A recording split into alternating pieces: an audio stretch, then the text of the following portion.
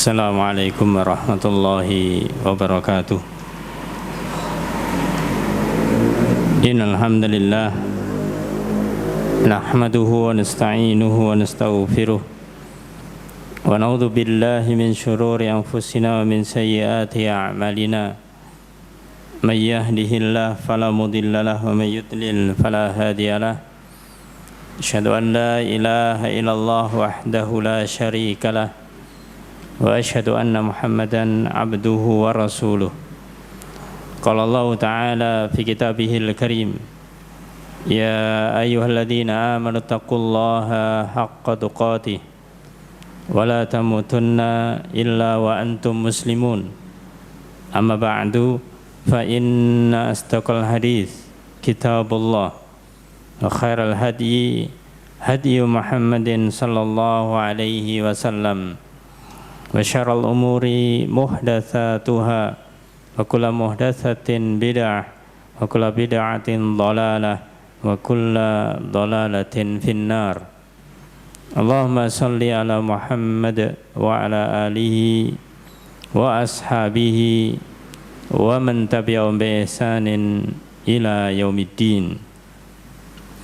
Ayyuhal ikhwah azani wa azkullah, alhamdulillah. Puji syukur kita panjatkan kehadirat Allah Subhanahu wa Ta'ala atas segala nikmat yang Allah berikan kepada kita, nikmat yang berupa kesehatan, nikmat yang berupa waktu luang, nikmat yang berupa hidayah di atas Islam dan Sunnah, nikmat yang selalu ada di dalam diri kita yang Allah berikan kepada kita sampai saat ini, yaitu iman dan Islam. Oleh karena itu patut kiranya tidak henti-hentinya kita bersyukur kepada Allah Subhanahu wa Ta'ala atas segala nikmat yang diberikan kepada kita. Ayyuhal ikhwah azani wa azakumullah. Pada kesempatan pagi ini kita akan melanjutkan bacaan kitab Al-Arba'in An-Nawawiyah. Kita masuk kepada hadis yang ke-15 yang temanya tentang adab Islamiyah, tentang adab-adab Islam. Di dalam hadis ini nanti akan ada 3 adab yang utama di dalam Islam, yang ini merupakan ciri bagi orang yang beriman, ciri seorang mukmin. Hadisnya dari Abu Hurairah radhiyallahu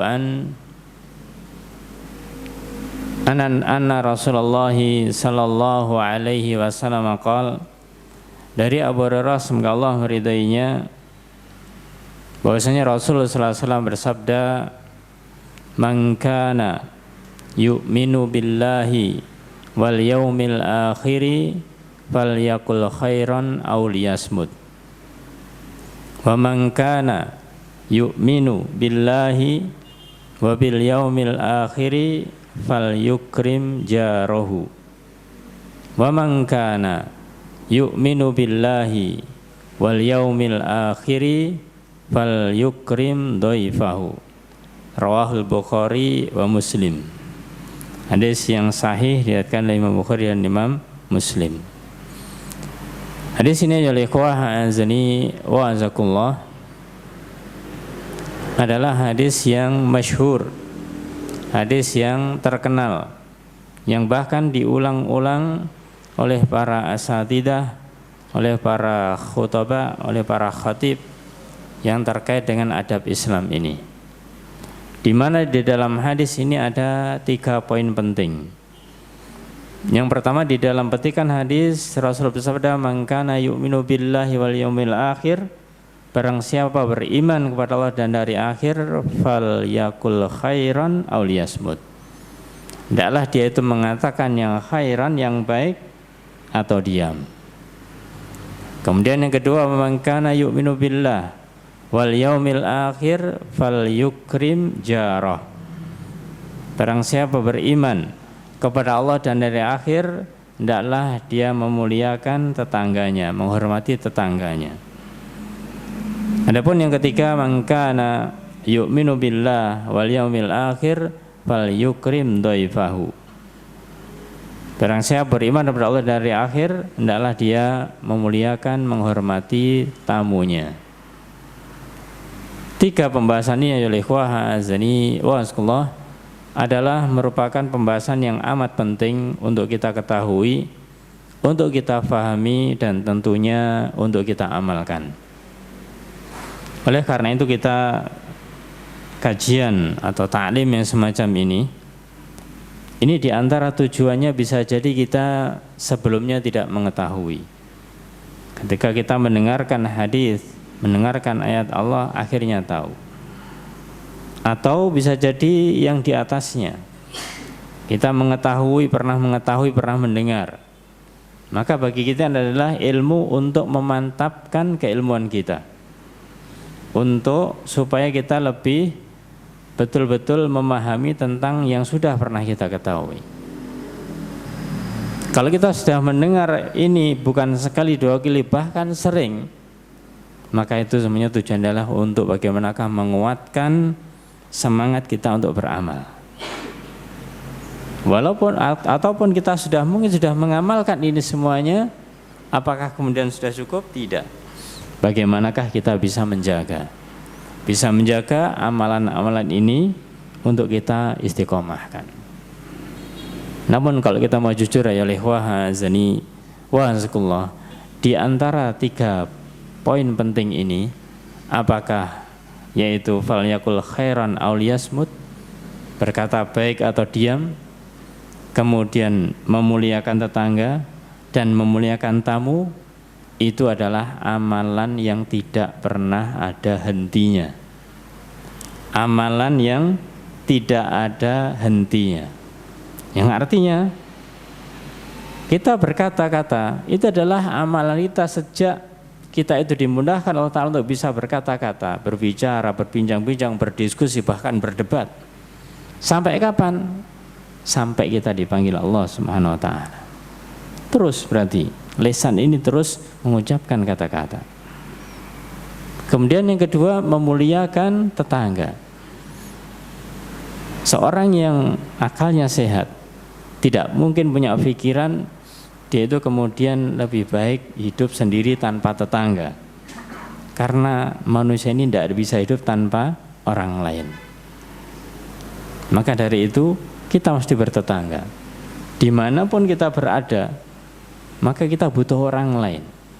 Dari sisi tempat itu menjadi tetangga kita, baik tetangga pas rumah, depan rumah kita, kanan kiri kita, belakang kita.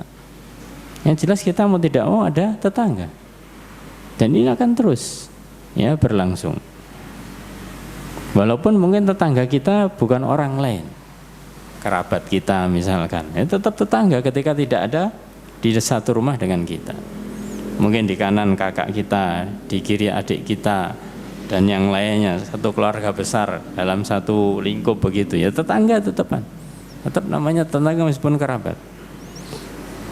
Kemudian yang ketiga adalah memuliakan tamu. Ini pun juga demikian.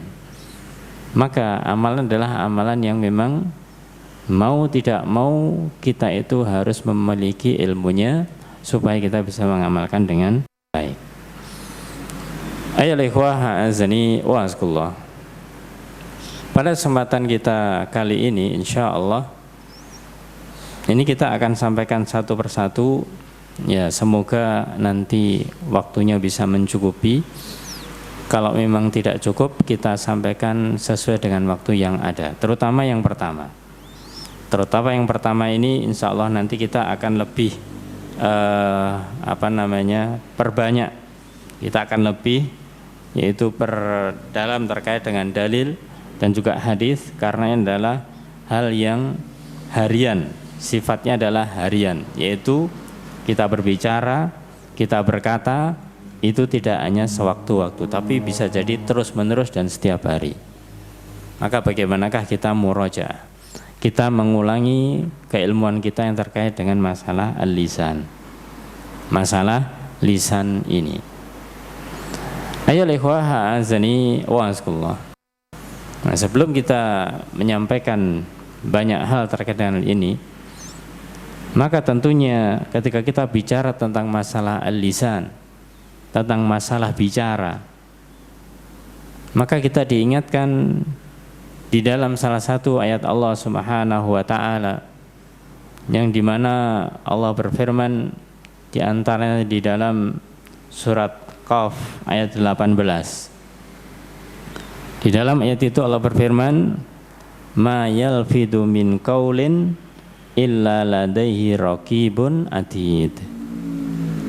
Yang artinya bahwasanya tidak ada satu kata pun yang diucapkan oleh seorang hamba tentunya illa ladaihi raqibun atid, melainkan di sisinya itu ada malaikat yang raqib, yang selalu mengawasi, atid, yang selalu mencatat dan hadir.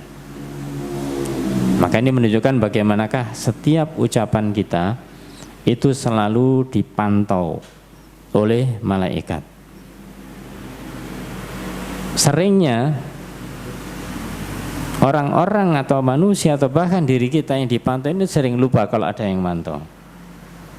Maka di dalam ini ditegaskan apa saja kata-kata yang keluar dari lisan kita itu akan selalu diawasi oleh malaikat yang Allah tugaskan, dan juga ada malaikat yang selalu mencatat. Nah, kalau kita sudah memiliki pemahaman, memiliki yaitu pengertian dan pemahaman ini, kita selalu diawasi, maka kembali ke awal. Itu berarti pertanda beriman kepada Allah dan hari akhir. Iman kepada Allah dan hari akhir. Makanya hadisnya berbunyi, man kana yu'minu billahi wal yaumil akhir falyakul khairan aw liyasmut. Maka ucapan-ucapan kita ya ikhwah azani wa azakullah itu akan selalu dicatat oleh malaikat-malaikatnya Allah. Akan selalu diawasi apa yang sudah kita lontarkan dari ucapan ini. Nah, kita lihat sedikit model daripada hadis ini, yaitu man kana yu'minu billah wal yaumil akhir. Nanti ketika dua berikutnya sama, barang siapa yang beriman kepada Allah dan hari akhir. Ini menunjukkan bahwasanya syarat, ya, kalau dia itu beriman kepada Allah dan hari akhir, terpenuhi keimanannya, maka dia tertuntut untuk mengerjakan berikutnya. Falyakul khairan aw liyasmut. Tapi kalau dia itu tidak terpenuhi tuntutan ini, syaratnya ini, iman kepada Allah dan hari akhir tidak terpenuhi, ya, orang kafir misalkan, maka tentunya tuntutan yang berikutnya tidak ada gunanya. Dia disuruh bicara yang baik atau diam, tidak ada aturan bagi dia karena dia persyaratannya nggak memenuhi. Makanya harus terpenuhi persyaratan. Dan kita alhamdulillah, kita adalah orang-orang yang oleh Allah masukkan ke dalam orang-orang yang memenuhi syarat ini, yaitu yu'minu billah wal yaumil akhir, beriman kepada Allah dan hari akhir. Nah, kita tahu ya ikhwah azani wa azkullah, banyak di dalam penyebutan baik dalam hadis ini atau dalam ayat yang lain, Allah menyebutkan itu tidak secara urut semua rukun iman. Tidak selalu. Iman kepada Allah, iman kepada malaikatnya, iman kepada kitabnya, kepada rasulnya, hari akhir dan takdir. Tapi disebutkan iman kepada Allah dan hari akhir. Maka ini semuanya di antara hikmah, di antara faidah yang singkat yang bisa kita ambil ketika disebutkan man kana yu'minu billah, siapa yang beriman kepada Allah. Maka ini menunjukkan bahwasanya siapa yang dia itu mengimani Allah Subhanahu wa taala, berarti dia itu wajib untuk mengikuti apa saja yang menjadi tuntutannya Allah Ta'ala, mengikuti keinginannya Allah Subhanahu wa Ta'ala, melaksanakan perintah-perintahnya dan menjauhi larangan-larangannya. Ini bukti iman kepada Allah. Jangan berkata iman kepada Allah ketika apa yang Allah perintahkan kemudian masih ditawar, apa yang Allah larang kemudian masih ditawar. Ini berarti bukan beriman, walaupun sedikit. Karena iman ini membutuhkan adalah totalitas, membutuhkan keseluruhan, tidak ada prosentasenya. Ya, harus full, bahasanya demikian. Namanya i'tiqad, namanya keyakinan, tidak boleh ada syak, tidak boleh ada ragu-ragu sedikit pun. Maka keimanan kepada Allah Ta'ala harus pas, harus pasti. Makanya dalam penjelasan ketika kita belajar tentang iman ini, bahasanya itu al-i'tiqadul jazim, atau yaitu keyakinan yang pasti. Tidak boleh ada syak, tidak boleh ada keraguan sama sekali. Maka yu'minu billah, beriman kepada Allah Subhanahu wa ta'ala, ini menunjukkan bahwasanya kita itu harus betul-betul tunduk patuh kepada perintah Allah Ta'ala. Apa yang Allah inginkan harus kita turuti. Ini adalah i'tiqad, adalah keyakinan. Adapun bicara masalah amalan, yaitu beda lagi, sudah kita sampaikan sebelumnya. Ada kemampuan yang berbeda-beda, tapi harus yakin adalah perintah Allah, tuntutan dari Allah, larangan dari Allah, harus kita yakini. Kita harus berusaha untuk bisa mewujudkannya. Nah, kemudian hari akhir, yang pada hari akhir, kita adalah yaumul akhir, hari yang akhir. Dalam Al-Fatihah dikatakan yaumuddin, malik yaumiddin, hari pembalasan, hari agama, hari pembalasan. Maka inilah para jamaahnya oleh ikhwanullah, ketika kita itu melaksanakan apa yang menjadi tuntutannya Allah, perintah-perintah Allah Subhanahu wa ta'ala, kemudian kita berusaha bisa mewujudkannya, melakukannya di dunia ini, maka nanti akan diberi balasan di yaumul akhir, di hari akhir, di hari akhirat. Dan ini sesuatu yang klop, sesuatu yang sudah seharusnya. Coba berpikir berbalik. Kalau ada seseorang dia itu melakukan berbagai macam ibadah, amalan yang masya Allah di dunia ini, terus nanti di akhirat tidak ada balasannya, kira-kira bagaimana? Ya sia-sia kan, seakan-akan begitu. Ya sia-sia, gunanya apa begitu? Maka itulah, ini digandengkan karena yang satu adalah merupakan tuntutan kepada kita untuk mewujudkan amalan-amalan tertentu yang itu menunjukkan keimanan kita kepada Allah. Yang kedua, Allah berikan balasan. Ya kalau kita analogikan sebagaimana kita dalam keseharian lah, ya, ketika ada orang dia itu diminta untuk melakukan ini, dia mau melakukan karena ada sesuatu yang ingin diharapkan, yang itu menjadi balasan. Hampir tidak ada orang yang dia itu melakukan pekerjaan tanpa mengharapkan balasan. Hampir tidak ada, bahkan bisa dikatakan tidak ada. Dikatakan hampir tidak ada ini karena ada orang bisa jadi dia itu sebenarnya ingin balasan tapi nggak tahu itu adalah balasan. Ya kecuali kita tidak bicara orang-orang yang tidak normal, orang misalkan orang gila, kita nggak bicara tentang itu. Mereka tidak terkena beban hukum. Bahkan kalau kita bicara tentang orang kafir pun, ketika mereka melakukan suatu pekerjaan, suatu aktivitas, mereka itu ingin balasan. Bahkan lebih parah lagi. Yang diinginkan tidak lagi yaitu sesuatu yang wajar, bahkan tidak wajar pun diterjang begitu. Karena tidak ada aturan. Tapi seorang muslim, seorang mukmin, maka dia tahu bahwasanya ketika melakukan ini dia punya harapan yang itu menjadi balasan bagi dia. Ayo ikhwah azani wa azakumullah.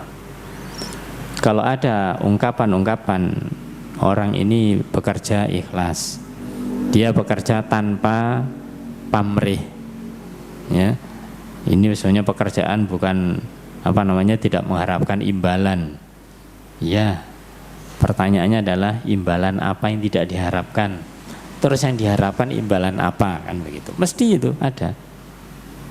Misalkan ada kerja bakti di masyarakat, Apakah mereka mendapatkan imbalan, maksudnya mendapatkan bayaran satu persatu? Wong namanya saja kerja bakti, ya sudah bareng-bareng.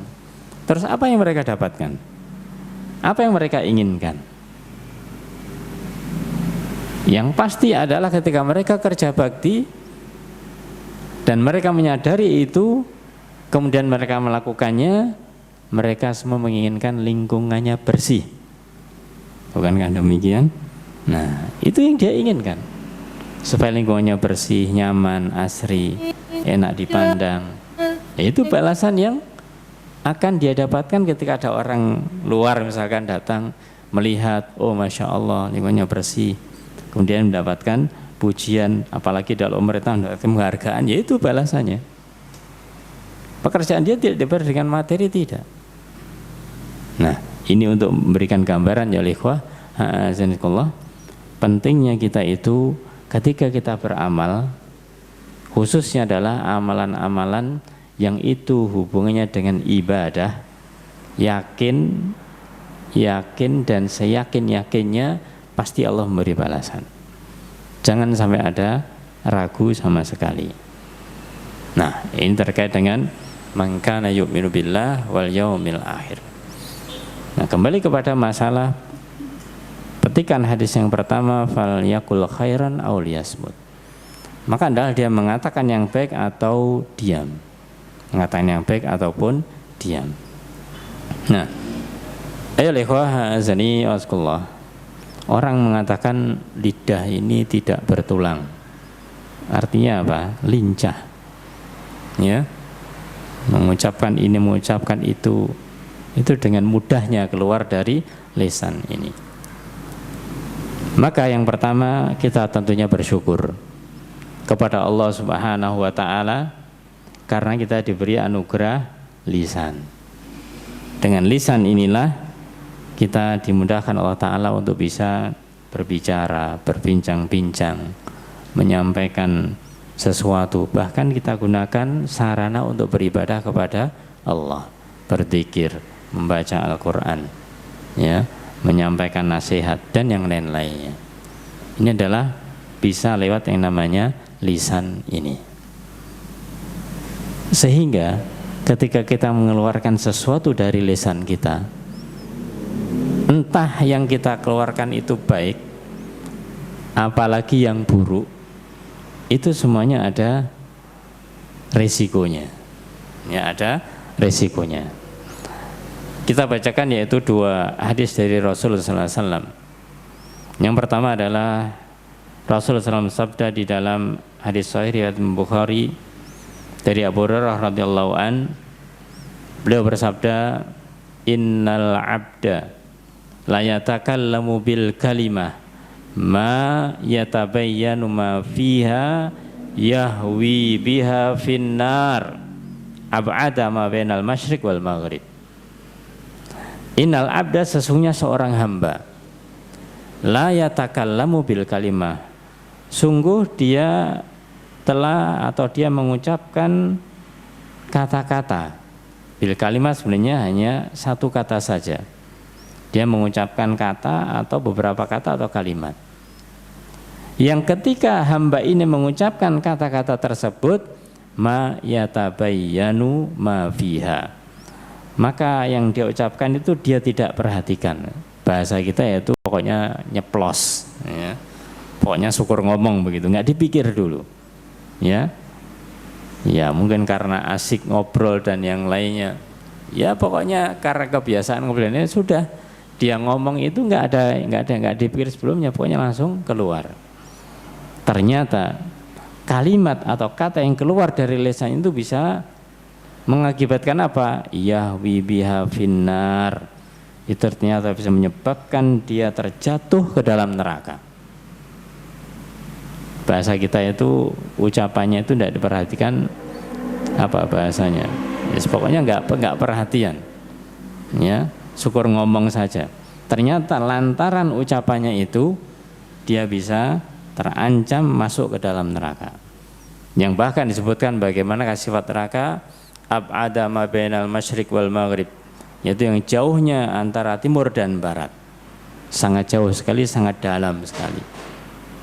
Ini menunjukkan kalau kita ngomong, bicara sesuatu, entah serius ataupun tidak serius, apalagi bercanda, semuanya ada risiko. Semuanya ada risikonya. Serius membawa risiko, ya. Kemudian tidak serius membawa risiko, canda apalagi itu membawa risiko. Yang baik membawa kebaikan, yang buruk membawa keburukan. Nah, ini diperjelas dalam hadis yang lainnya, di dalam hadis sahih riwayat Imam Bukhari dan Al-Baihaqi, bahwasanya dari hadis Abu Hurairah radhiyallahu anhu juga, Rasul sallallahu alaihi wasallam bersabda, innal abda la yatakallamu bil kalimah min ridwanillah la yulkilaha balan yarfa'ullahu biha darajat. Ini yang menguntungkan, yang menguntungkan. Innal abda, sesungguhnya seorang hamba, la yatakallamu bil kalimah, sungguh dia telah mengatakan suatu kata-kata, mengucapkan kata-kata, min ridwanillah, dan kata-kata itu ternyata kata-kata yang diridhoi oleh Allah Subhanahu wa taala. Contoh mudahnya ketika dia itu mendengarkan sesuatu yang mengagetkan. Biasanya kalau kita kaget itu kan refleks, ya. Refleks mengucapkan kalimat. Nah, ini tergantung kebiasaan. Misalkan ada benda yang jatuh gitu. Nah, ini antum lihat. Bahkan lihat pada diri kita, apa yang muncul dari lisan kita. Muncul dari lisan kita itu apa? Ada yang langsung teriak misalkan. Ada yang langsung marah. Bahkan naudzubillah, kalau orang tidak punya agama langsung misuh gitu. Iya, kagetnya. Tapi seorang mukmin dengan terkejut itu, maka dia akan keluar dengan refleksnya juga kata-kata yang baik. Misalkan innalillah, misalkan demikian. Ini butuh sesuatu pembiasaan. Maka meskipun itu secara refleks keluar yang demikian itu, dan itu termasuk yang Allah ridhoi, misalnya ada benda jatuh, innalillah rajiun, ya, itu yang Allah ridhoi.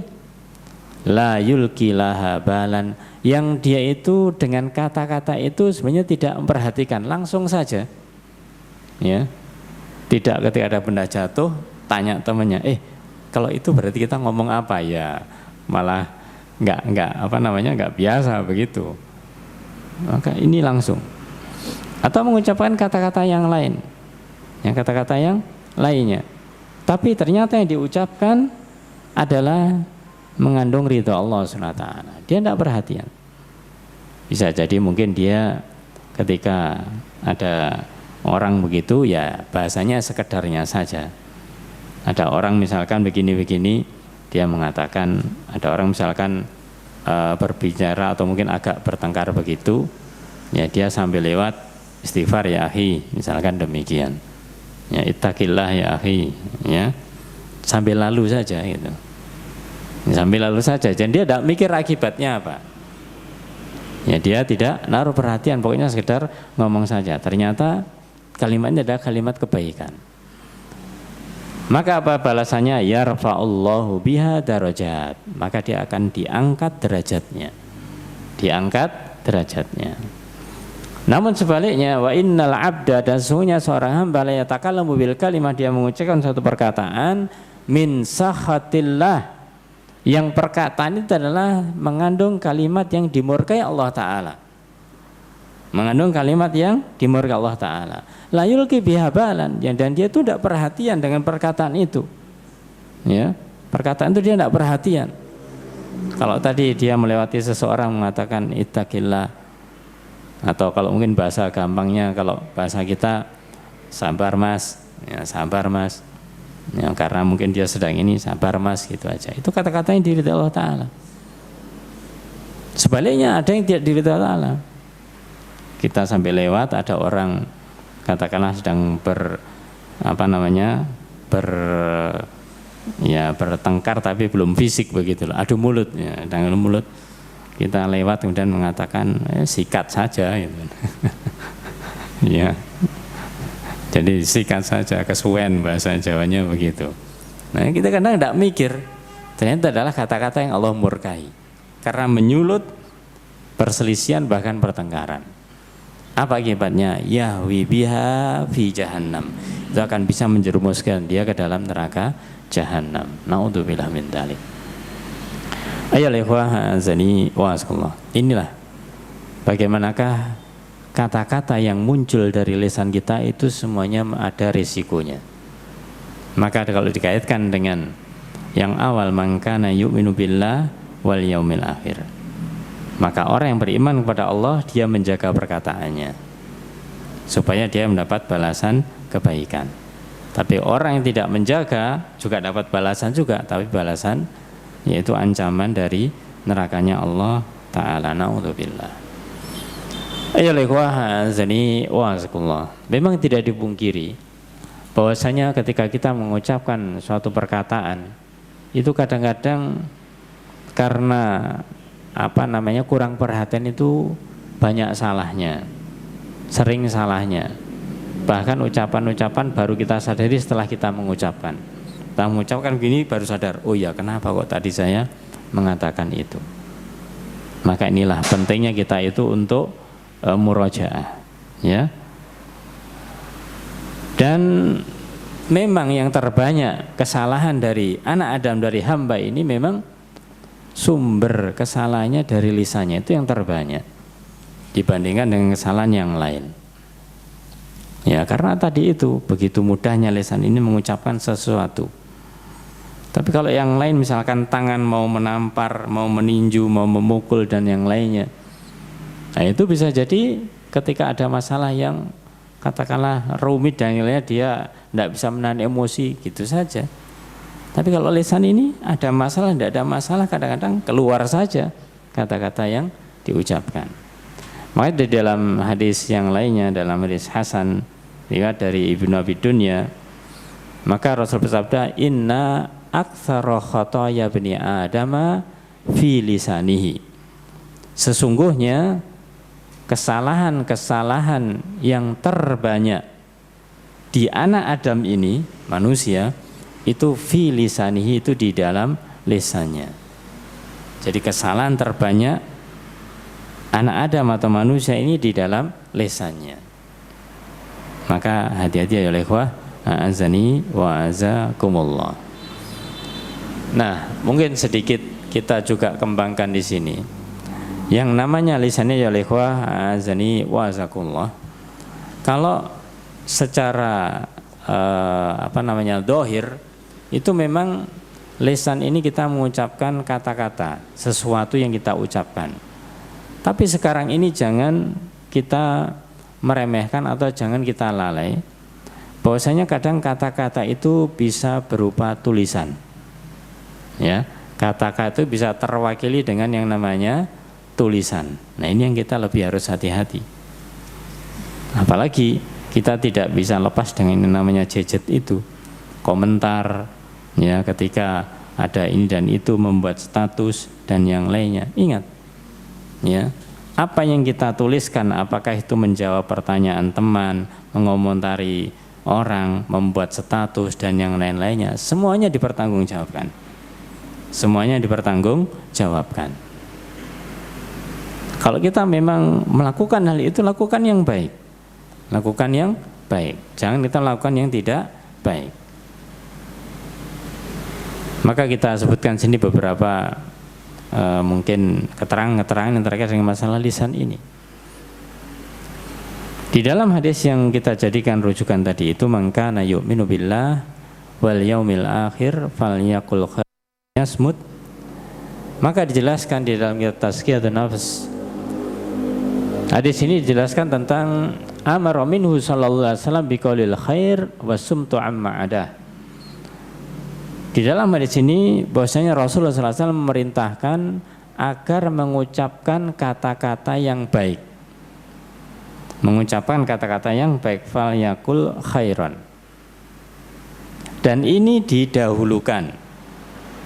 Didahulukan adalah supaya kita mengucapkan kata-kata dan baik. Fal yakul khairan. Maka berucaplah kata-kata yang baik. Kemudian baru yang kedua, auliyasmut atau diam. Maksudnya diam di sini apa? Wasumtu amma adahu, dan diam dari yang sebaliknya yang tidak baik. Maka jangan dimaknakan ucaplah kata yang baik atau diam yang baik juga, tidak. Ya. Maka kalau disuruh mengucapkan itu al khair, fal yakul khairon. Adapun auliyasmut yaitu diam, itu amma ada, diam dari yang lawannya kebaikan yaitu asyar, keburukan. Maka kalau ada kata-kata buruk diam, ya jangan diucapkan. Ini maksudnya.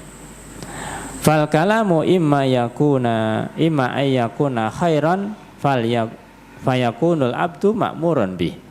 Maka perkataan, ya, jika perkataan itu adalah berupa khairan, berupa kebaikan, maka seorang hamba ini diperintahkan untuk melakukannya, untuk mewujudkannya, untuk mengatakannya. Kalau memang kata-kata ini bagus, maka diperintahkan untuk mengatakannya. Wa imma ayyakuna ghairu dzalik. Adapun kalau itu misalkan selain dari kebaikan yaitu keburukan, fayakunu ma'muran bisumti anhu. Maka diperintahkan untuk diam darinya. Maka jangan sampai kita itu membalik, jangan sampai kebalik. Ketika ada kesempatan untuk berkata baik malah diam. Kenapa kok diam? Gak enak, sungkan, ya.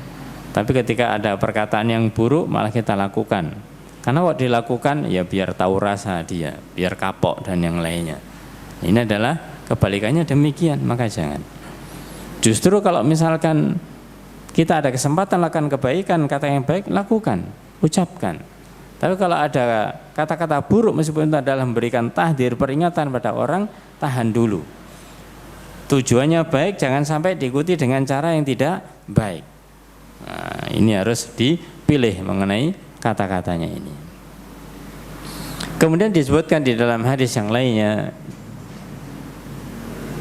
dari Ibnu Majah dari Ummu Habibah radhiyallahu anha, ani Nabi sallallahu alaihi wasallam, dari Nabi Muhammad sallallahu alaihi wasallam,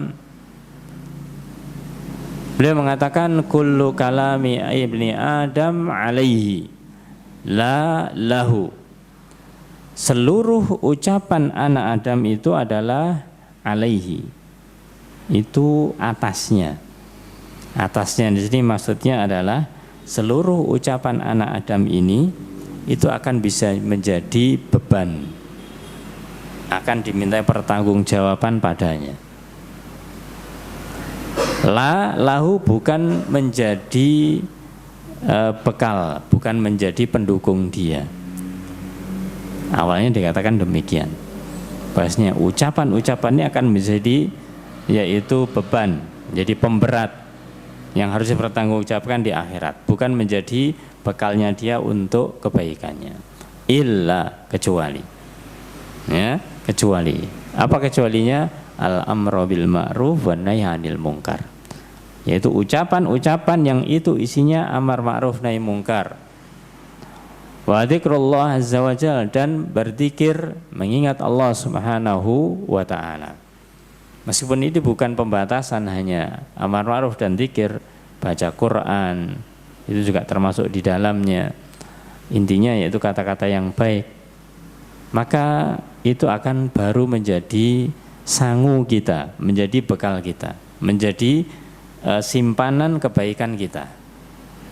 Tapi kalau misalkan kita ngomong tanpa kita pikir tadi itu, ternyata isinya tidak benar, ya akan jadi masalah pada diri kita. Ayolah ikhwah azani wa azkullah. Ada beberapa asar-asar yang penting yang mungkin perlu kita jadikan suri toladan. Kalau di dalam ayat sudah jelas, hadis kita sudah tahu, kadang-kadang kita ingin melihat bagaimanakah prakteknya. Praktek dari ayat Allah dan hadis Rasulullah SAW. Yang mempraktekkan tentunya adalah para sahabat, tabi'in, dan para imam-imam yang setelahnya. Maka kita lihat bagaimanakah riwayat-riwayat terkait dengan masalah hal ini. Yang pertama yaitu dakhala Umar bin Khattab ala Abi Bakrin. Pernah suatu saat Umar bin Khattab itu menemui Abu Bakar As-Siddiq. Ini menunjukkan kedekatan beliau berdua, Abu Bakar dan Umar radhiyallahu anhuma, menunjukkan kedekatan beliau. Pernah suatu saat Umar ini menemui Abu Bakar As-Siddiq, fawajadahu, dan Abu Bakar didapati apa? Yaitu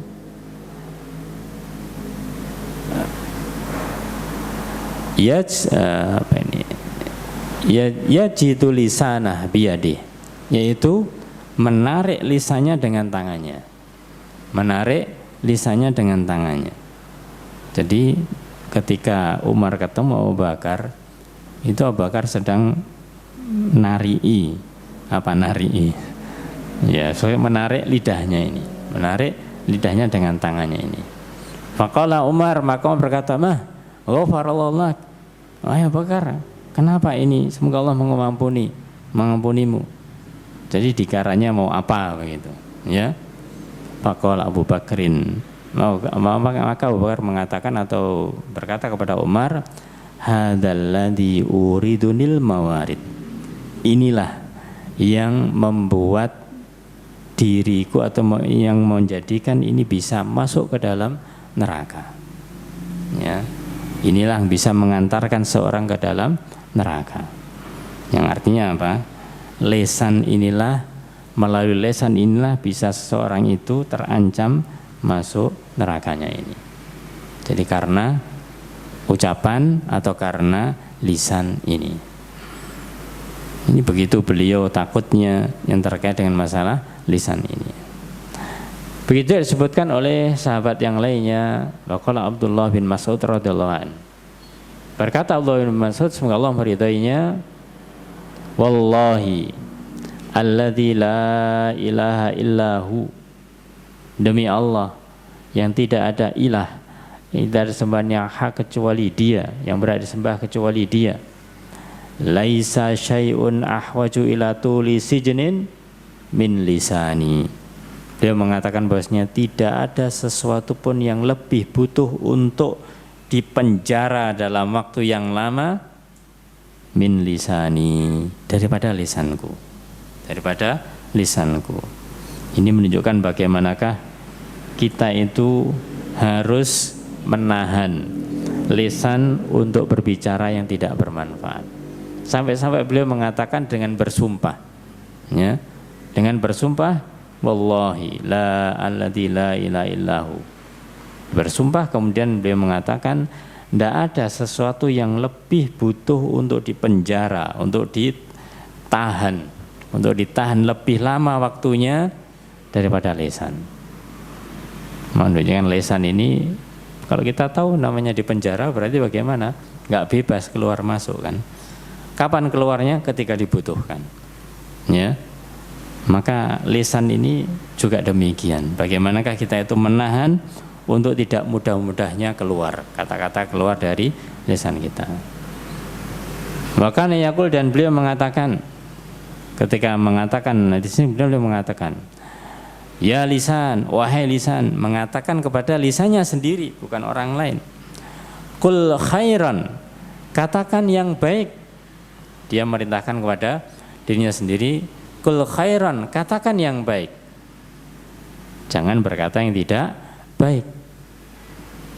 Apa akibatnya? Taghannam, kamu akan mendapatkan keuntungan. Mendapatkan ghanimah, mendapatkan keuntungan. Waskut an syarrin, dan diam dari sesuatu yang buruk. Tasallam, kamu akan selamat min qabli an tandam, sebelum engkau itu menyesal. Sebelum engkau menyesal. Beliau merintahkan pada lisannya disuruh untuk berkata-kata pertama tapi yang baik. Kalau kata-kata yang baik akan mendapatkan keuntungan. Tapi diam ketika ada sesuatu yang buruk. Diam pada sesuatu yang buruk. Nah, ini adalah merupakan pelajaran penting yang perlu kita ketahui oleh ikhwah azani wa azkullah.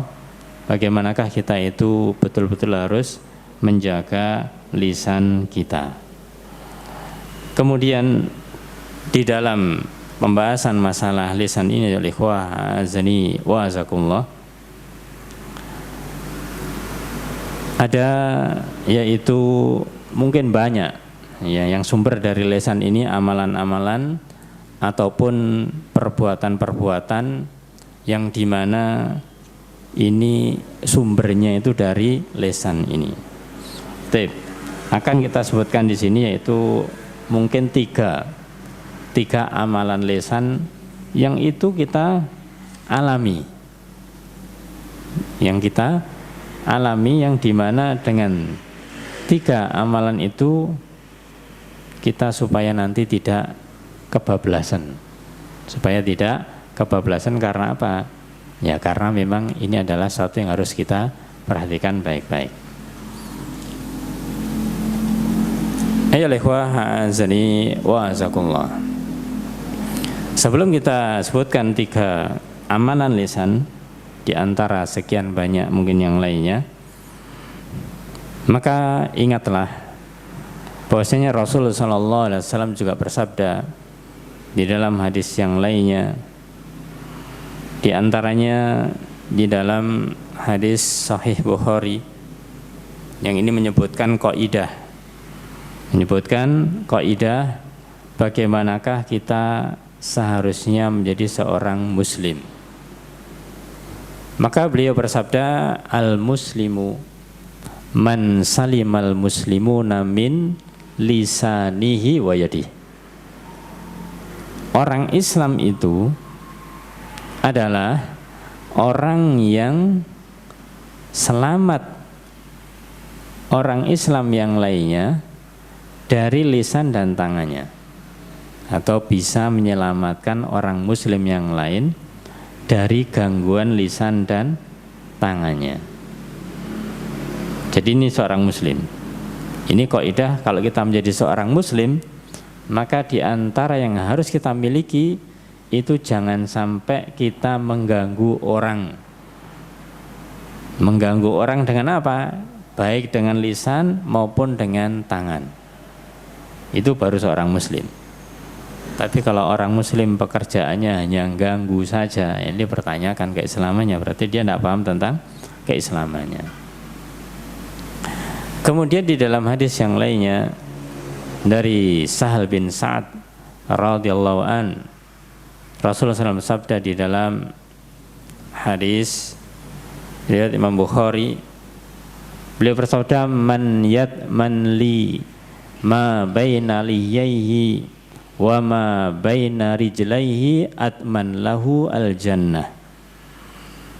Barang siapa yatman li, yang bisa menjamin untukku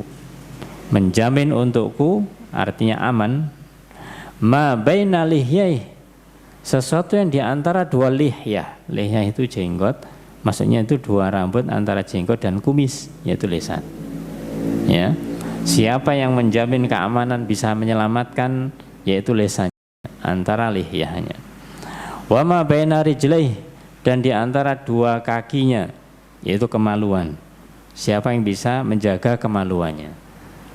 Apa jawab Rasul atau jaminan Rasul? Atman lahu al jannah, aku akan jamin dia untuk masuk surga. Maka ini adalah ikhwah azani askullah, betapa lisan ini menjadi penentu apakah seorang itu nanti selamatnya di akhirat masuk surga, ataukah dia celaka harus masuk neraka terlebih dahulu. Yang kedua adalah kemaluan. Siapa yang bisa menjaga yaitu kemaluannya, maka dia akan selamat. Yang tidak bisa menjaga celaka. Nah, ini menunjukkan sampai-sampai Rasulullah SAW menjamin dia surga. Siapa yang tidak mau dijamin oleh Rasulullah SAW yang terkait dengan masalah surga ini? Semuanya pasti menginginkan akan hal itu. Oleh karena itulah, maka lisan ini betul-betul kita harus perhatikan dengan baik. Nah, sedikit tambahan pula, bahwasanya disebutkan oleh Abu Darda yang terkait dengan kebiasaan para salaf zaman dahulu, Apa yang mereka ungkapkan menunjukkan kepribadian mereka. Ini sesuatu yang rasional, ungkapan dari Abu Darda radhiyallahu anhu ini. Beliau mengatakan apa?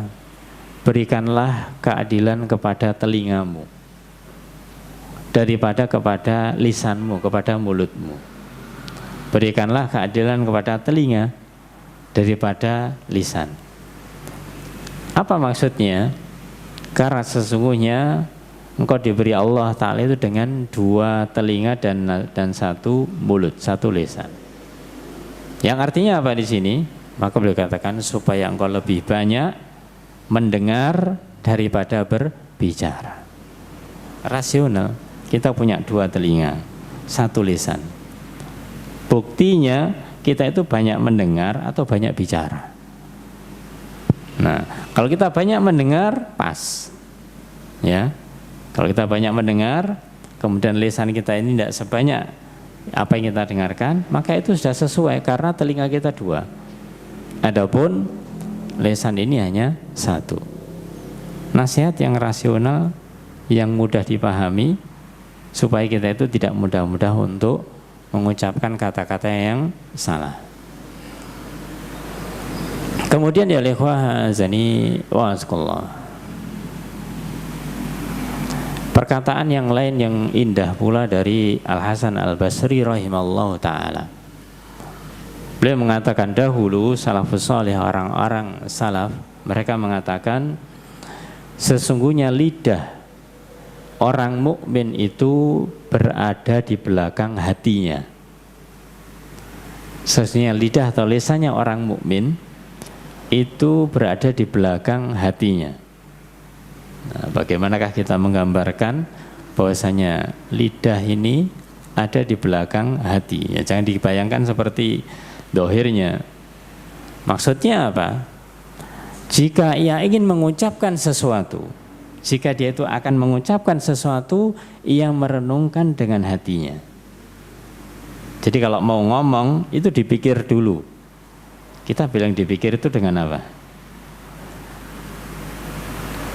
Dipikir dengan apa? Dipikir biasanya dengan otak, dengan akal. Tapi ingat, bahwasanya sebenarnya hati, sebenarnya adalah hatinya. Karena di dalam petikannya dikatakan lahum qulubun la yafqahuna biha. Mereka orang-orang yang memiliki hati yang tidak bisa memahami dengannya. Untuk memahami sesuatu itu bukan dengan akal pikiran tapi dengan hati. Kalau hanya dengan akal pikiran nggak sampai hati, akhirnya itu menjadi kesalahan. Maka orang ketika dia itu mengatakan, hendaklah dia itu merenungkan dengan hatinya. Maksudnya dipikir, dimasukkan dalam hati. Karena hati ini dikatakan bahwasanya jernih atau bersih, yang bahasa kita itu hati atau sanubari. Makanya ketika ada sesuatu yang meragukan, Rasul mengatakan istafti qalbak, ya, mintalah fatwa kepada hatimu, karena hati ini adalah memang pada dasarnya bersih, begitu. Maka kalau orang itu mau mengucapkan sesuatu, adalah merenungkan dengan hatinya. Kalau memang ternyata setelah direnungkan dengan hatinya, dipikir kemudian dimasukkan dalam hati, itu benar, maka lakukan. Ini namanya lidah atau lisan di belakang hati. Sedangkan lidahnya orang munafik, beliau katakan, sedangkan lidahnya orang munafik itu berada di depan hatinya. Lidahnya orang munafik itu berada di depan hatinya. Jika yang memikirkan sesuatu, ya langsung meluncurkan dengan kata-kata. Ya, tidak merenungkan dengan hatinya. Ibarat dapat informasi langsung ngomong. Ya, dapat informasi, kemudian mungkin dia pikir sejenak langsung diucapkan. Tidak dimasukkan dalam hatinya dulu. Ya, ini orang munafik. Tidak memperhatikan apakah ucapan itu adalah baik dan benar. Ini sungguh indah yang dikatakan oleh Al-Hasan Al-Basri. Ayo ikhwah azani wa azakumullah. Baik. 3 poin yang terkait dengan masalah lisan.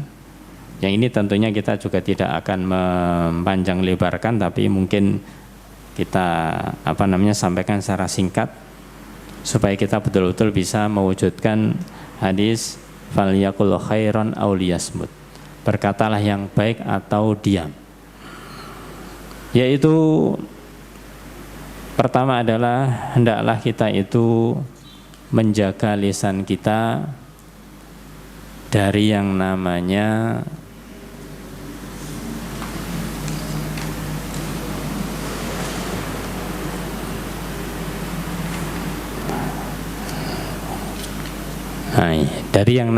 ghibah. Ghibah, apa itu ghibah? Menggunjing, ngerasani, ngerumpi, apalagi ya. Pokoknya bahasa-bahasa semacam itu. Ini juga dari lisan. Maka tentunya masalah ghibah ini juga bukan masalah baru bagi kita. Masalahnya bukan baru, kita sudah ngerti. Kita harus bagaimana seharusnya tahu. Tapi yang menjadi pertanyaan, apakah kita sudah terhindar? Apakah kita sudah menghindarkan diri dari yang namanya ghibah ini? Atau masih saja kita itu suka menghibah? Maka kita harus kembalikan kepada asalnya. Ketika Rasulullah SAW tanya tentang masalah ghibah, mal ghibah, apa itu ghibah Rasulullah SAW? Maka beliau menjawab bahwasanya itu dzikruka akhak bima yakrah. Engkau menyebutkan tentang saudaramu sesuatu yang dia benci. Itu namanya menghibah. Kita menyebutkan kekurangan, kejelekan, aibnya orang lain. Itu namanya menghibah. Padahal sebenarnya kalau kita mau berpikir sejenak, keburukan, aib, kejelekan diri kita, kalau itu disampaikan oleh orang lain, dibicarakan oleh orang lain, kita juga akan marah tentunya, karena membuka aib kita. Maka kita jangan pula membuka aibnya orang lain. Maka ini ghibah dalam arti yang sangat sederhana dan jelas gamblang, yaitu membicarakan aibnya orang lain. Kemudian tentunya kita juga mengetahui ketika masalah ghibah ini digambarkan oleh Allah sendiri di dalam Al-Quran yang ada dalam surat Al-Hujurat ayat ke-12, di mana Allah berfirman, wala yaghtab ba'dukum ba'da, janganlah sebagian kalian dengan sebagian lain itu saling menghibah. Wala yaghtab ba'dukum ba'da. Ini pertama, yaitu larangan, dilarang untuk menghibah. Kemudian Allah berikan gambaran, ayuhibbu ahadukum ayyakula lahma akhihi maitan fakarihtumuh. Maka Allah firmankan di sini, apakah salah seorang di antara kalian suka untuk makan bangkai dagingnya saudaranya? Ya, bangkai daging bangkai saudaranya. Fakarihtumuh, maka sungguh sangat menjijikkan. Jadi ketika orang menggibah itu disamakan dengan dia itu memakan bangkai ya saudaranya. Kok bisa dikaitkan dengan masalah bangkai ini? Bagaimana? Maka di antara penjelasannya bahwasanya maksudnya adalah janganlah saudara kalian itu membicarakan sebagian yang lain tanpa sepengetahuan dengan sesuatu yang bisa menyakiti hatinya. Jadi kita kalau berbicara tentang seseorang dia punya kekurangan, jangan ngomong pada orang yang lain. Jangan ngomong ke orang lain, si fulan itu loh, dia itu punya gini. Itu namanya menghibah. Terus bagaimana caranya? Kalau memang kekurangannya dia itu butuh untuk kita berikan nasihat, datangi dia, kemudian kita minta izin, boleh enggak kita memberikan nasihat yang terkait dengan kekurangannya dia. Kalau memang dia katakanlah belum bersedia, ya sudah, kita mungkin cari waktu yang lain. Intinya jangan kita mengucapkan ke pihak ketiga kemudian membicarakan dia. Nah, ini jangan sampai menyakiti yang demikian. Kemudian digambarkan seperti memakan yaitu daging saudara yang sudah mati alias bangkai. Ini diantara penjelasannya adalah ketika kita membicarakan keburukan saudara kita, namanya membicarakan keburukan saudara kita atau orang lain itu biasanya dia tidak ada. Itu sama seperti memakan dagingnya, seperti sama dengan memakan dagingnya ketika ia sudah mati. Kenapa dikatakan seperti itu? Karena dia tidak merasa. Ini yang diibaratkan seperti mati. Kita membicarakan orang lain, dia itu tidak tahu, tidak ngerti ketika kita berbicara tentang dia. Namanya orang mati kan tidak ngerti. Orang mati kan tidak tahu ketika dia sedang dibicarakan, ini kan tidak ngerti. Nah, ini karena orang lain tidak ada di sampai kita bicara tentang dia, itu namanya diibaratkan seperti orang mati. Dan dikatakan di sini bahkan sebagai bangkai.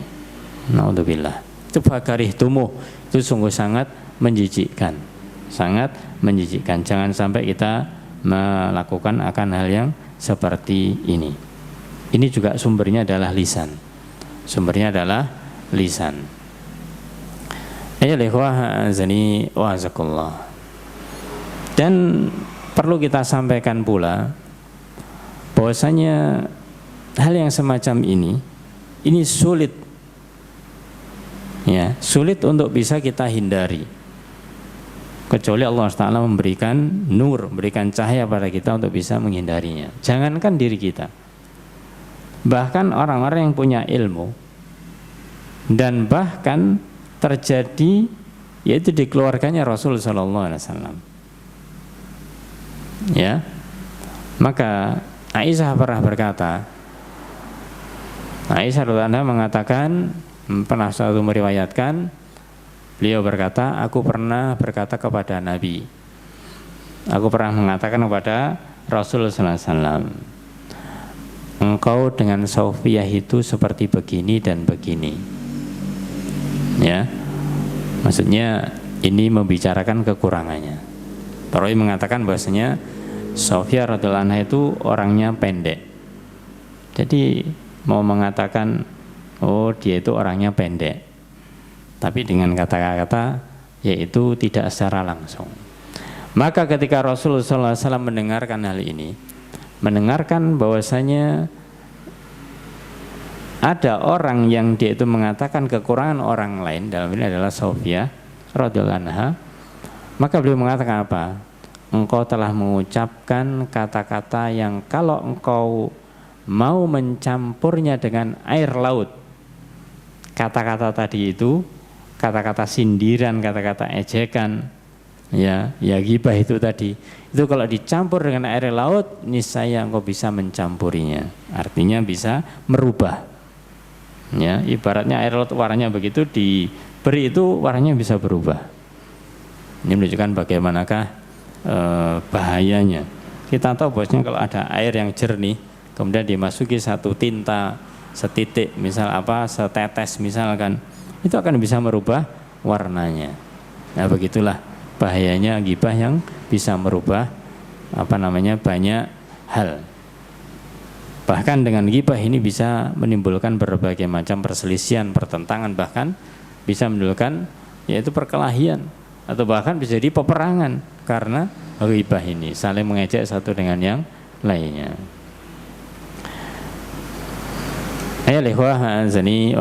Itu yang pertama kita sampaikan, yaitu terkait masalah ghibah. Namun perlu kita juga sadari, supaya kita tidak menghibah itu apa yang harus kita waspadai? Apa yang harus kita waspadai? Ada beberapa poin yang harus kita waspadai supaya kita tidak terjerumus ke dalam ghibah ini. Yang pertama adalah ketika kita sedang marah.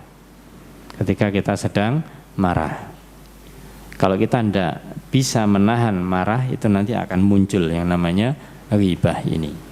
Namanya orang sedang marah, biasanya dia itu pikirannya kalut, apalagi jelas yaitu bahwasanya al-ghadabu minasyaiton, marah adalah dari setan. Akhirnya setan mungkin katakanlah menggoda dia untuk mengucapkan kata yang tanpa disadarinya, akhirnya dia itu mesti menjelek-jelekan orang lain, tidak hanya menggibah, bahkan dia itu lebih parah dari itu. Jadi ketika kita marah kita harus waspada. Itu pintu terjadinya ghibah yang paling kuat. Maka tahan amarah. Kemudian yang kedua, yaitu kita hendaklah waspada terhadap teman-teman sekeliling kita. Jadi waspada terhadap teman-teman yang ada di sekeliling kita. Kalau di sekeliling kita adalah teman-teman yang dia itu bicaranya, obrolannya adalah yang baik, alhamdulillah. Tapi kalau teman-teman sekeliling kita itu sukanya gunjing, menggibah, ngerasani, ya kita tinggalkan. Karena ini menjadi pemicu yang kedua, yaitu adalah teman. Tadi ketika marah yang pertama, yang kedua yaitu karena ngikuti teman. Kemudian ketika ya ikhwah azani waskullah, orang yang menggibah itu biasanya diantaranya dia itu ingin menunjukkan dirinya, maka hilangkanlah sifat ego kita. Supaya tidak menggibah, maka kita harus turunkan, rendahkan sifat ego kita.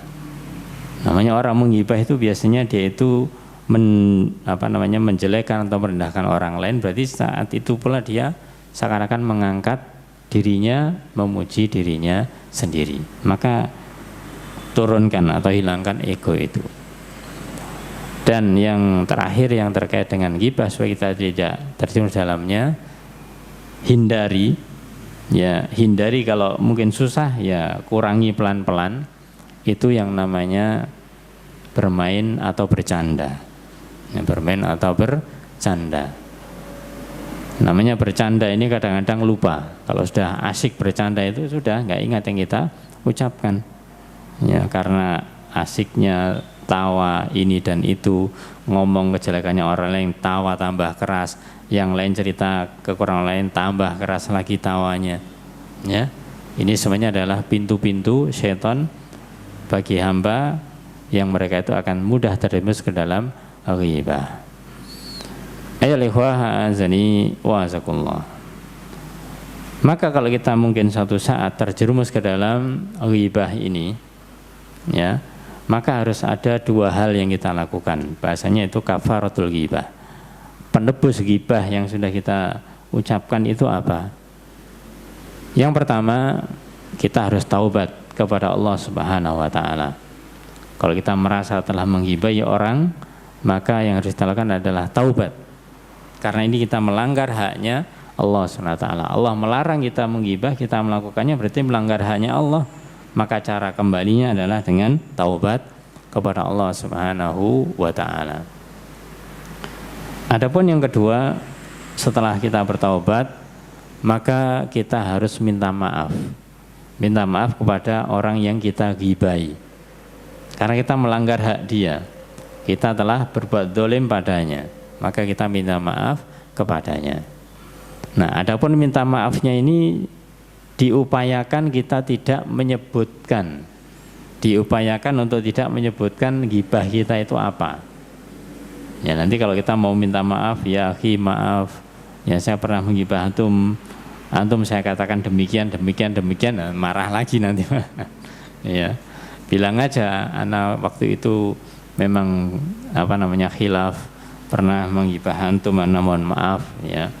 Antum mengatakan antum yang kurang baik dan seterusnya. Bahasa umum, jangan bahasa yang diperinci. Kalau diperinci nanti jadi permasalahan lagi. Itu caranya minta maaf. Dan kalau dipaksa, apa yang kamu lakukan sudahlah, tidak baik itu. Pokoknya saya salah, minta maaf, mohon dimaafkan. Itu. Ayolah ikhwah azani wa asqallah. Kemudian yang kedua, yang biasa diucapkan oleh lisan ini, yang itu menjadi hal yang harus kita waspadai, itu adalah namimah. Namimah atau adu domba. Ya, mengadu domba, namimah. Allah SWT berfirman dalam surat Al-Qalam yang 11, di ayat itu dikatakan atau Allah berfirman hammazim masya'im binamim, ya. Hammaz yaitu orang yang suka mencela.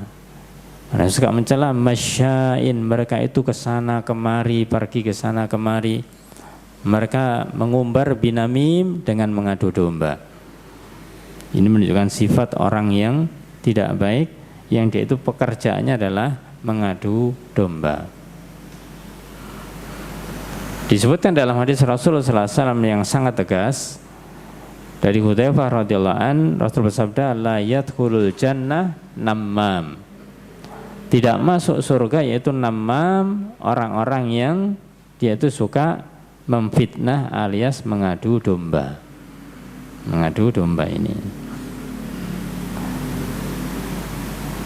Kemudian di dalam riwayat Ibnu Abbas radhiyallahu an, beliau meriwayatkan Rasulullah SAW bersabda di dalam hadis dari Bukhari dan Muslim,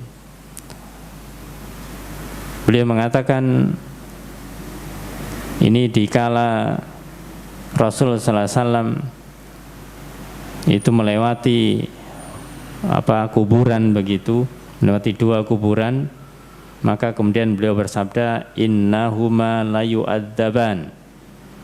Keduanya penghuni kuburan ini sungguh mereka itu akan diadab. Wa ma yu'adzabani fi kabir, dan mereka diadab tidak karena lantaran dosa yang besar. Amma ahaduhuma, salah satunya fakana yamshi bin namimah, mereka itu diadab oleh Allah Ta'ala dikarenakan berjalan dengan namimah, maksudnya kesana kemari mengadu domba. Wa amal akharu, adapun yang lainnya fakana la yastatiru minal baul, yang kedua karena tidak menutup diri ketika dia sedang kencing. Maka dikatakan oleh ikhwah azani wa azkullah, dikatakan oleh Rasulullah SAW wa ma yu'adzibani atau wa ma yu'adzabani fi kabir. Keduanya tidak bisa karena dosa besar. Sebenarnya bukan masalah itu dianggap bukan dosa besar. Yang menganggap bukan dosa besar itu adalah manusia. Aslinya dosa besar. Jadi di sini ketika dikatakan wa ma yu'adzabani fi kabir, mereka tidak diadab karena dosa besar, karena manusia merasakan atau manusia memandang itu dosa kecil, bukan dosa besar.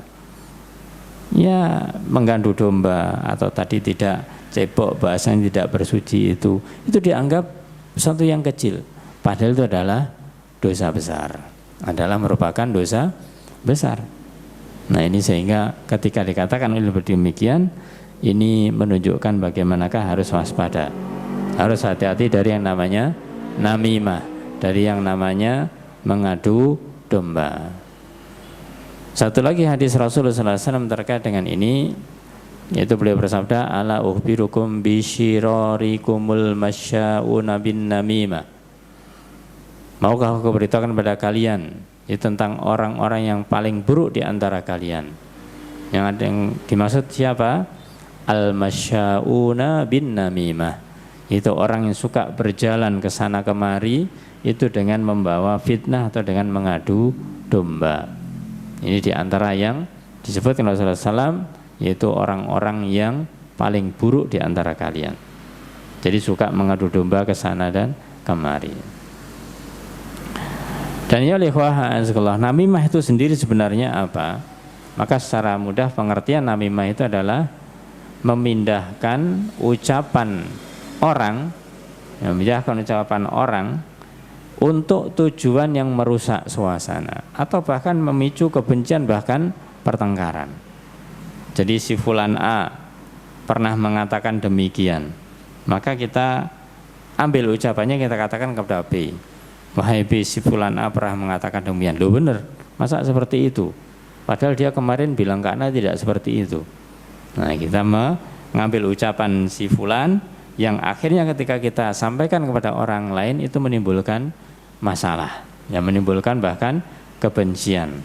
Makanya namanya sudah termasuk adu domba atau termasuk namimah ini. Peringatan-peringatan tentang masalah namimah ini ya ikhwah azani wa azkullah,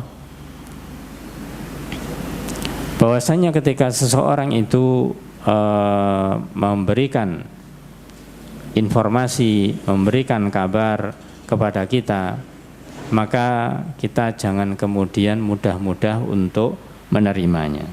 Ada satu riwayat yang bagus, yaitu pernah Sulaiman bin Abdul Malik itu pernah duduk di majelis, di situ ada Al-Azuri, seorang yang mulia.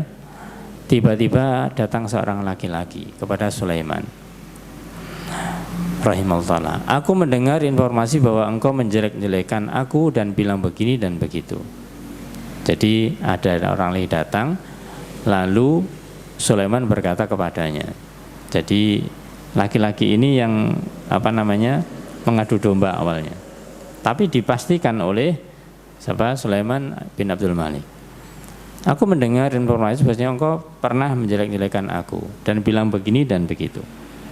Ternyata laki-laki ini tidak ngaku. Lagi menjawab, aku tidak melakukan itu, aku tidak bilang seperti itu. Nah, kemudian Sulaiman mengatakan, loh, yang mengatakan atau yang beritahu saya itu adalah orang yang jujur. Dia nggak mungkin bohong mendengarkan seperti itu kepadaku tentang apa yang kamu katakan. Nah, sebelum ini berlanjut, maka Az-Zuhri itu kemudian ketika mendengar, dia mengatakan, seorang pengadu domba bukanlah orang yang jujur. Seorang pengadu domba itu bukan orang yang jujur. Jadi meskipun dia terkenal orang yang jujur, tapi karena dia mengatakan, oh saya kemarin mendengar ya si fulan mengatakan tentang itu demikian dan demikian. Dia memang orangnya jujur, mengatakan apa adanya. Tapi karena dengan perkataan itu menimbulkan permasalahan, menimbulkan perselisihan, pertengkaran, jadilah adu domba. Maka ini yang harus kita waspadai. Ayo ikhwah azani wa azkullah. Nah, di dalam namimah ini memang ada orang yang dia itu mengadu domba. Yang kita katakan tadi itu adalah banyak terkait jangan sampai kita itu menjadi orang yang mengadu domba. Tapi kita juga harus waspada ketika kita yang diadu domba. Bagaimanakah sikap kita ketika kita menjadi objeknya yang diadu domba? Maka ada beberapa poin yang bisa kita lakukan ya, supaya namanya fitnah adu domba ini tidak menyebar. Yang pertama yang harus kita lakukan adalah jangan percaya kepada omongannya si pengadu domba. Jangan percaya kepada ucapannya orang yang mengadu domba. Nah, ada sebuah ayat yang disebutkan dalam Al-Quran surat Al-Hujurat ayat yang ke-6. Allah berfirman, ya ayyuhalladzina amanu in ja'akum fasikun binaba'in fatabayyanu.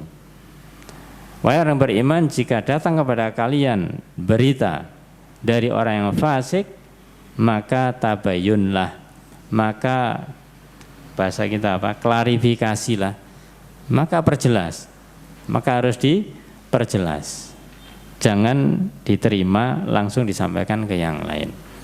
Jadi jangan kita langsung menerima berita itu.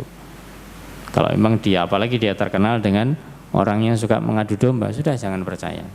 Walaupun mungkin benar, ya, kita tidak bisa dalam hal ini, maka kita mengatakan loh kan bisa jadi yang dibawa kadang-kadang beritanya benar. Iya kadang-kadang, tapi dia sudah terkenal orang yang suka mengadu domba, maka jangan dipercaya. Kalaupun dia mengatakan, biar mengatakan, tapi kemudian sudah jangan dipercaya. Sudah selesai kalau sampai begitu, nggak menyebar ke yang lainnya. Maka itu namanya orang yang fasik, orang yang dia itu memiliki katakanlah ciri atau kebiasaan buruk menyampaikan informasi, maka jangan dipercaya, harus tabayun dulu. Padahal ayat ini turunnya itu adalah kepada utusan Rasul sallallahu alaihi wasallam yang disuruh menagih zakat, ya, ke Bani Mustalik. Padahal utusan Rasulullah SAW ini ayat ini turun. Begitu belum sampai dia di Bani Mustalik, ya, Bani Mustalik ini datang kepada Rasulullah SAW karena merasa belum ada utusan untuk menagih zakat. Akhirnya berniat untuk membayar zakat langsung kepada Rasulullah SAW. Ketika beberapa rombongan dari Bani Mustalik ini menuju Madinah, orang utusan Rasul mendengar bahwasanya mereka akan ke Madinah. Dia menyangka bahwasanya mau menyerang Rasul sallallahu alaihi wasallam. Nah, inilah berita yang tidak jelas. Ketika pulang ke Madinah lagi mengatakan Bani Mustalik tidak membayar zakat, mereka malah ke sini mau apakah mau protes atau mau menyerang dan yang lainnya. Maka kemudian setelah ditabayun salah informasinya. Nah, kita jangan percaya dengan orang yang namam, orang yang suka berbuat namimah. Kemudian yang kedua yang bisa kita lakukan, kita harus melarang kalau memang dia itu beberapa kali melakukan itu, maka kita larang jangan sampai dia itu melakukan itu lagi, yaitu mengadu domba. Kalau bisa kita nasihati, kita nasihati. Ya, intinya dilarang, kalau bisa lebih dari itu dinasihati. Dan yang ketiga, kalau kita mungkin nggak bisa melakukan itu, ya sudah, kita harus benci. Mau kita melarang nggak bisa dia seperti itu, sudah kita benci, jangan kita dekati dia. Kemudian yang keempat, kita jangan berprasangka buruk kepada orang-orang yang mungkin kita ada informasi kita sedang dihasut atau mungkin sedang digibah atau sedang diadu domba oleh orang lain. Oh, antum menurut si fulan demikian. Atau kita jangan suudzon kepada yang dibicarakan itu. Bisa jadi itu tidak benar. Ya, maka jangan suudzon. Kemudian yang kelima, kalau ada informasi tidak baik tentang diri kita, maka kita jangan tajassus. Jangan mencari-cari kesalahan orang lain. Mencari-cari kesalahan orang lain. Ini sudah dilarang dalam surat Al-Hujurat juga. Itulah ya ikhwah azani wa azkullah yang terkait dengan masalah namimah. Kemudian yang terakhir yang biasa kita lakukan terkait dengan lisan ini yang harus kita waspadai, itu adalah memuji, menyanjung, ya. Ini juga dengan lisan biasanya, masya Allah, antum begini dan seterusnya. Ya, bukannya kita dilarang untuk memuji, tapi jangan sampai kita memuji yang tidak pada tempatnya. Ya, bahkan justru banyak hal yang diriwayatkan di sini, kita itu hendaklah menghindari untuk memuji. Kenapa kita itu harus waspada terhadap pujian ini? Karena memuji itu akan bisa menimbulkan bahaya. Bahaya bagi siapa? Baik bagi orang yang memuji, apalagi bagi orang yang dipuji. Ya, yang memuji, ya ini bahaya karena apa? Bisa jadi dia nanti berlebihan. Namanya orang muji kadang-kadang ada maksud. Ya, masya Allah, antum itu demikian, ujung-ujungnya bisa menolong saya ndak ya? Nah, itu. Jadi ada maksud. Ini bahaya. Ya. Apalagi kepada yang dipuji, maka ini juga bahaya. Apa bahayanya bagi orang yang memuji? Bahayanya adalah bisa jadi yang dia katakan adalah kata-kata atau ucapan-ucapan yang dia tidak teliti, tidak dia perhatikan ketika mau menyampaikan kepada orang lain. Sehingga ketika tidak teliti, karena pokoknya dia nanti tujuannya bahasanya pengen ada bantuan begitu, dia menyanjung dengan sanjungan-sanjungan yang berlebihan. Ya, Masya Allah, saya dengar antum begini, saya dengar antum begini, kapan hari kelihatannya antum di sana dan seterusnya, sudah membantu ini dan seterusnya. Ya ujung-ujungnya minta bantuan juga. Nah, maka ini dia mengucapkan kata-kata yang berlebihan atau bahkan tidak benar. Ini bahaya bagi orang yang memuji. Adapun bahaya bagi orang yang dipuji, namanya orang yang dipuji biasanya bagaimana? Ya senang. Nah, kalau sudah senang bisa jadi lupa diri dia. Bisa jadi dia akan lupa diri, akhirnya bisa sombong. Bisa dia itu memiliki sifat sombong atau bangga pada dirinya sendiri. Oh, ternyata apa yang saya lakukan bermanfaat, ya. Apa yang saya lakukan ternyata begini-begini. Akhirnya dia bangga diri. Ketika masalah hal ini pernah didengar oleh Rasulullah SAW, yaitu Rasulullah SAW itu pernah mendengar ada orang yang memuji orang lain dan Rasul ada di situ. Jadi ada si fulan A, si fulan B, misalkan ada Rasul. Maka si A memuji si B. Rasul ada di situ. Apa yang Rasul katakan saat itu? Waihak, celaka kamu. Qata'ta unuqa sahibik. Kamu telah memenggal leher temanmu. Kamu telah memenggal leher temanmu. Memuji temannya dikatakan memenggal lehernya. Ya karena apa?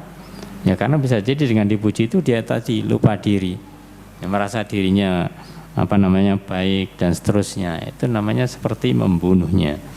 Dia sudah lupa dengan apa yang ada pada dirinya, tidak boleh semacam itu. Bahkan dalam sebuah hadis dikatakan, di dalam hadis Muslim, "Uthu fi wujuhil maddahin at-turab." Ya, taburkanlah tanah ke muka orang-orang yang suka memuji-muji. Nah, ini memang tujuannya supaya apa? Ya tujuannya supaya mereka itu tidak punya kebiasaan semacam itu. Muji sana, muji sini, muji sana, muji sini. Ya, supaya dia tidak berkelanjutan yang semacam itu. Dan kita juga khawatir ketika dipuji itu. Sebenarnya kalau kita mau jujur ya oleh zaniyankullah, bahayanya itu justru lebih besar kepada orang yang dipuji daripada orang yang memuji. Karena orang yang memuji itu bisa jadi dia ingin memuji ada maksud tertentu, ketika maksudnya nggak tercapai nggak memuji lagi. Iya.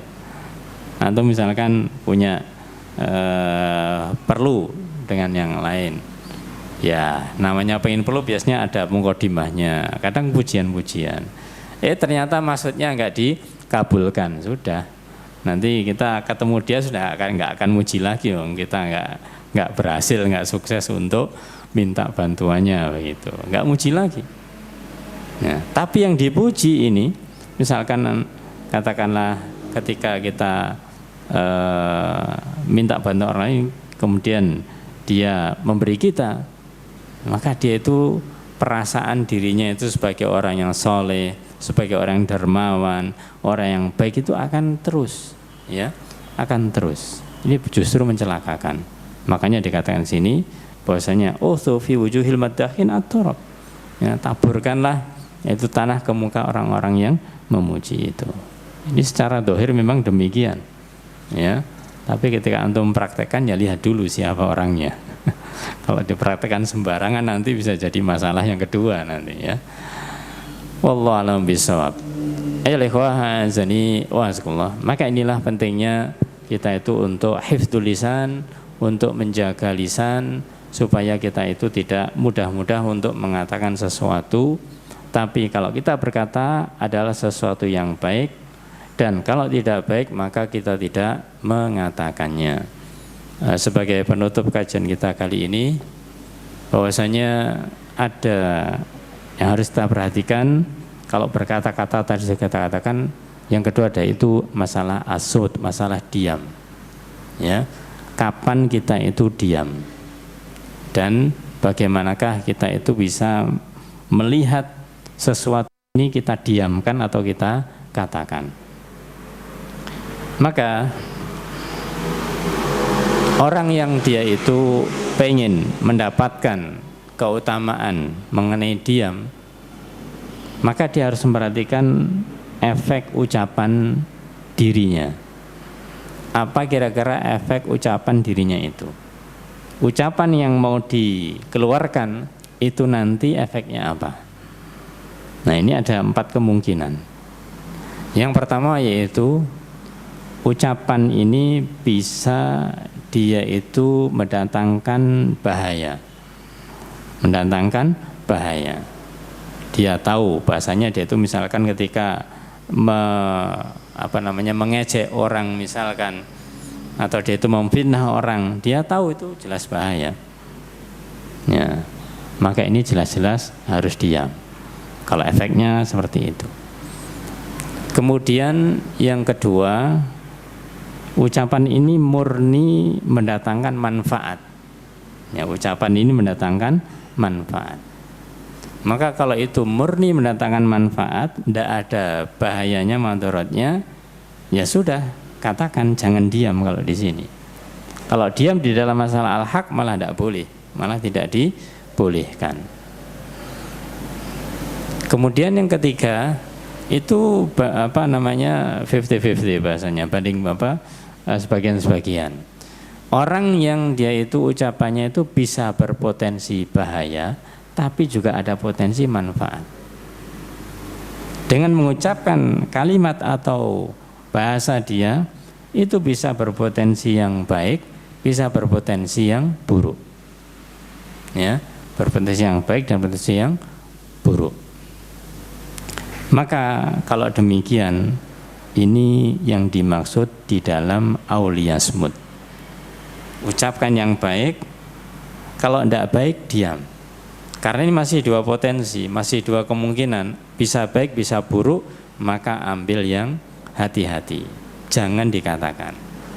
Ya, jangan dikatakan. Kita tidak mengatakan loh kan bisa jadi baik, tapi ada buruknya. Ini yang dimaksud. Jadi kita itu diam kalau sesuatu itu belum pasti baiknya. Ya, meskipun ada kebaikan, tapi kok juga kayaknya nanti akan menimbulkan bahaya, maka jangan dikatakan. Jangan dikatakan. Nah, kemudian yang terakhir, kadang ucapan itu tidak ada bahayanya, tapi juga tidak ada manfaatnya. Tidak ada bahaya, tidak ada manfaat. Bagaimana? Ya tidak ada manfaatnya. Buat apa diucapkan? Buat apa diucapkan? Maka diam juga. Jadi dari sini berarti ucapan kita itu harus kita pastikan harus mendatangkan manfaat.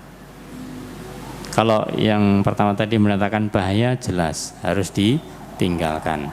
Ada potensi manfaat dan bahaya, juga ditinggalkan. Yang keempat, tidak ada manfaat, tidak ada bahaya, juga ditinggalkan. Nah, maka dari itu, dari 4 ini ternyata hanya 1, ya, hanya 1. Maka yang lainnya lebih baik ini adalah diam, tidak mengucapkan semuanya. Wallahu a'lam bishawab. Itulah yang saya sampaikan pada kesempatan kali ini. Semoga bermanfaat dan kita berdoa kepada Allah Ta'ala. Semoga Allah menjaga diri kita, memudahkan lisan-lisan kita ini untuk bisa mengucapkan kata-kata yang baik, dan kita bisa diam dari hal yang buruk, dan kita diistiqomahkan untuk bisa menjaga lisan kita ini. Amin ya rabbal alamin. Wallahu a'lam bishawab. Kita akhiri sampai di sini dengan doa kafaratul majelis. Subhanakallahumma hamdika asyhadu an la ilaha illa anta astaghfiruka wa atubu ilaik. Assalamualaikum warahmatullahi wabarakatuh.